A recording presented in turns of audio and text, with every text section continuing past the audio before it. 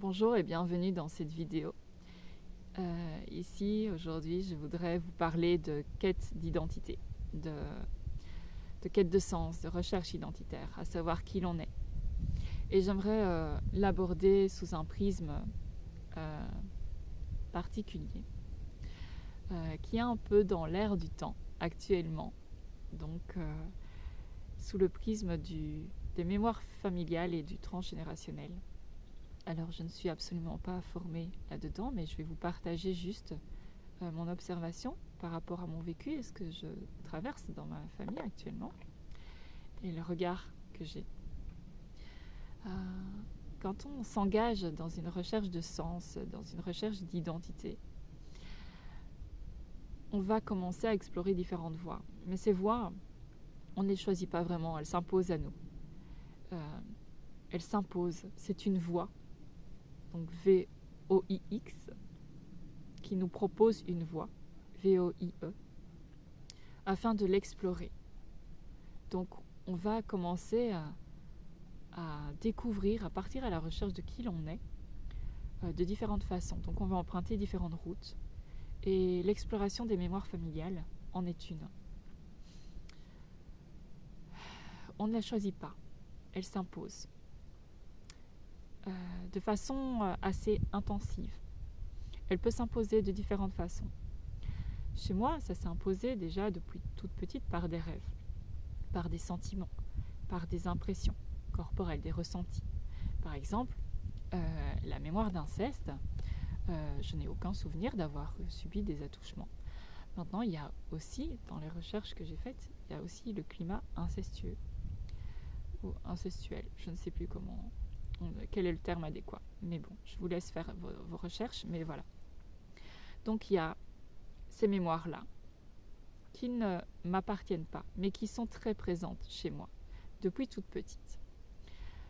Il y a 4 ans, j'ai décidé d'écrire mon histoire, donc j'ai commencé à écrire mon livre que j'ai publié il n'y a pas longtemps.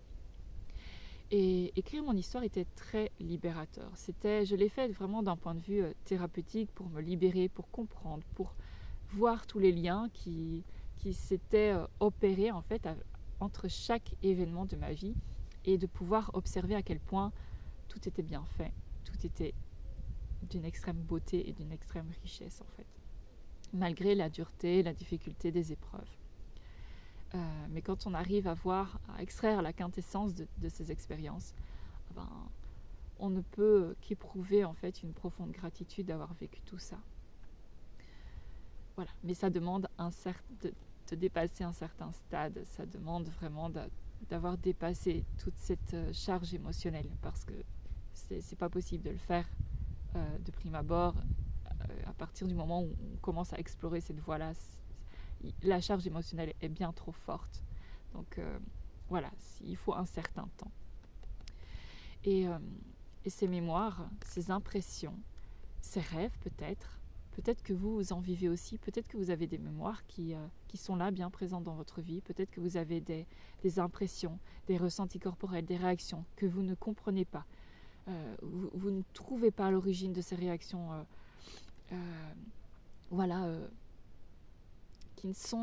qui n'ont aucune raison d'être en fait. Peut-être que vous pouvez vous emporter pour une petite chose qui, pour une autre personne, n'a pas de raison d'être en fait. Et ça peut créer un grand sentiment de solitude et une grande incompréhension en fait de pouvoir de ne pas se sentir compris, déjà de ne pas se comprendre soi-même, mais aussi de ne pas se sentir compris vis-à-vis de l'autre. Et tout ça, toutes ces incompréhensions, elles mènent à la compréhension, à la recherche de compréhension. Et donc on va chercher les informations. On part après tous ces indices et on se met on porte la casquette de l'explorateur, l'exploratrice, et on part à la recherche de tous ces indices. Et la vie est tellement bien faite qu'elle nous amène d'elle-même, sans qu'on ait besoin de chercher en fait. Elle nous amène d'elle-même les situations qui nous permettent de nous révéler à soi-même et à notre conscience les informations dont on a besoin. Donc, on peut aller faire une recherche vraiment engagée auprès des membres de sa famille, mais il y a des choses, des secrets, des non-dits, des mensonges, beaucoup de lourdeurs dont les gens ne voudront pas parler. Pourtant, ces mensonges, ces secrets de famille, ces monstres que l'on cache, ils nous hantent. Ils nous hantent toute notre vie. Et peut-être que vous n'avez rien caché. Peut-être que vos parents n'ont rien caché, mais peut-être que vos grands-parents, vos arrière-grands-parents, et peut-être les générations précédentes ont caché des choses, ont transmis des secrets, des informations qu'ils ne voulaient pas partager.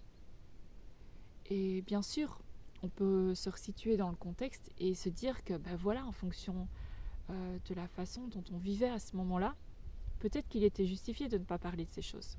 Mais aujourd'hui, la parole libère. Et on se rend compte en fait de toutes ces chaînes que l'on porte et que l'on transmet de génération en génération. Et évidemment que ce n'est pas facile d'aller percer les secrets, d'aller déterrer les morts, au sens figuré bien sûr, mais ces morts et leurs secrets nous hantent et ils interviennent dans notre vie. Peut-être que vous êtes amené à réaliser des choses, peut-être que vous avez des projets, peut-être que vous avez des envies, mais qui ne se concrétisent pas, qui n'aboutissent pas, parce que tout ce que vous mettez en place échoue, ou il y a des éléments qui viennent contrecarrer tout ce que vous mettez en place. Et il y a peut-être à aller creuser du côté de vos ancêtres, du côté de vos parents, d'aller oser parler, oser aborder des sujets douteux, des sujets dont tout comme Voldemort, il ne faut pas prononcer le nom. Mais ces sujets, c'est extrêmement important d'aller mettre de la lumière dessus. Et de toute façon, on est dans une ère où la vérité se dévoile d'elle-même. Donc, on ne pourra plus cacher tout ça encore très longtemps, parce qu'il est important maintenant de se libérer du poids que l'on porte, afin de libérer aussi le monde du poids qu'on lui fait porter. On a envie de plus de joie, on a envie de plus d'amour, on a envie de plus d'humanité, de plus de compassion. Et toutes ces choses que l'on garde secrètes, toutes ces choses que l'on cache, tous ces monstres que l'on continue de nourrir pour ne pas qu'ils sortent, ils sortiront à un moment donné, mais pas de la manière dont on a envie, pas de la plus douce des manières. Mais vous pouvez désamorcer déjà les choses progressivement, lentement, doucement, avec beaucoup de compassion, beaucoup de respect, beaucoup de considération pour les membres de votre famille, mais aussi pour ceux qui ne sont plus là. Parce que dans les schémas que vous revivez sans cesse, il y a l'empreinte des schémas passés qui portent un poids dans vos vies et dont il va falloir vous libérer. Ce n'est pas un chemin facile, mais c'est un chemin nécessaire, c'est un chemin obligatoire. Et c'est comme quand vous vous blessez, voilà, vous mettez un petit pansement, vous allez devoir le retirer, ça fait mal. Je suis aussi d'accord sur le fait qu'on ne soit pas obligé de souffrir à chaque fois pour pouvoir guérir de certaines choses. Mais là, le poids du passé est bien trop important, bien trop douloureux, bien trop conséquent pour qu'il n'y ait aucune souffrance. Mais la souffrance, ce sera la souffrance en fait de la délivrance. Ce sera la souffrance qui mènera à votre grande libération intérieure et extérieure, parce que vous pourrez enfin recevoir l'amour que vous attendez tant. Vous pourrez enfin recevoir la guérison que vous espérez, que vous attendez. Vous pourrez enfin vivre la vie légère et fluide à laquelle vous aspirez. Et c'est un chemin nécessaire. Alors, quand on cherche qui l'on est, à travers ses ancêtres, à travers ses noms et prénoms, à travers les schémas, tout ce que l'on transmet au niveau de la famille, c'est important d'aller oser regarder les secrets et les monstres que l'on a cachés dans le placard, les monstres que l'on a enterrés, afin d'aller déterrer tout ça et d'oser regarder. Peut-être que ce n'était pas si terrible, parce qu'aujourd'hui, nous sommes plus ouverts d'esprit.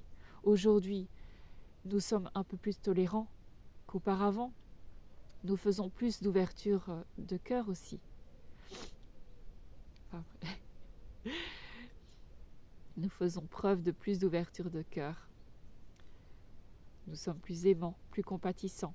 Nous avons plus d'outils aussi à notre portée pour pouvoir gérer tout ça.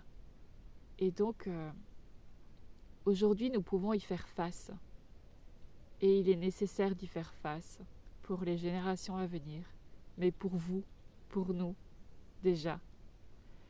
Et parce que je suis certaine que vous voulez vous sentir libre intérieurement, qu'il y a des choses parfois que vous ne comprenez pas, pourquoi ça vous arrive encore et encore. Eh bien, allez voir, allez oser voir. Vous avez les ressources. Et si des souvenirs, mais qui ne vous appartiennent pas forcément. Moi, ça peut être des impressions, des ressentis corporels, des choses qui m'écœurent, qui m'apportent de la honte, mais qui ne m'appartiennent pas, je le sais. Des rêves très récurrents qui revenaient sans cesse. Et je sais que ça ne me concernait pas moi. Et aujourd'hui, voilà, on a dans notre famille la chance d'aller observer et libérer tout ça. Ce n'est pas facile, ce n'est pas agréable, mais c'est nécessaire. La vie vous soutient tout le temps. Elle vous apporte les ressources dont vous avez besoin à chaque instant. Faites-lui confiance. Faites-vous confiance. Parce que la vie, c'est vous. Vous êtes la vie.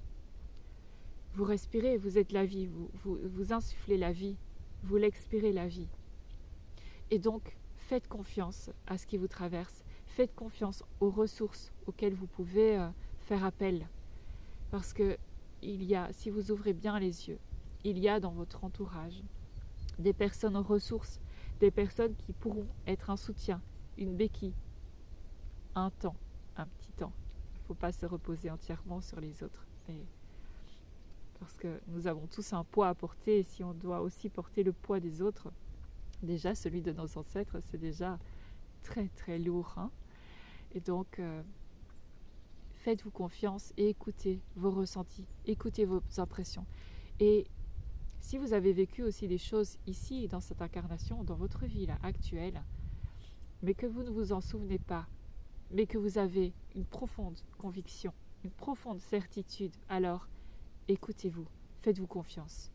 Il y a aussi de nombreuses informations qui sont partagées sur ça, sur les pertes de mémoire, sur les mémoires traumatiques. Donc, il y a encore beaucoup de choses à découvrir, mais faites-vous confiance. On ne se fait pas assez confiance.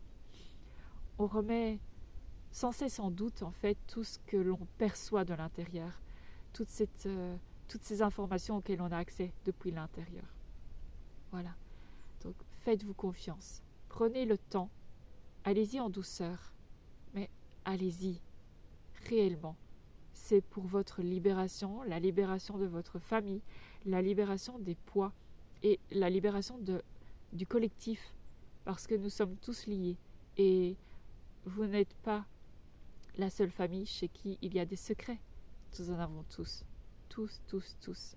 Alors, libérons-nous de la honte. Libérons-nous des tabous pour pouvoir enfin oser la parole et permettre à d'autres d'oser, de prendre confiance et conscience que c'est le chemin nécessaire pour eux, pour se sentir mieux, pour se guérir et pour s'aimer. Voilà. Je vous retrouve très vite dans une prochaine vidéo et si vous avez apprécié mon contenu et que vous pensez que ça peut parler à d'autres personnes, Merci de liker, de vous abonner et de partager mon message. Voilà, on se retrouve très vite.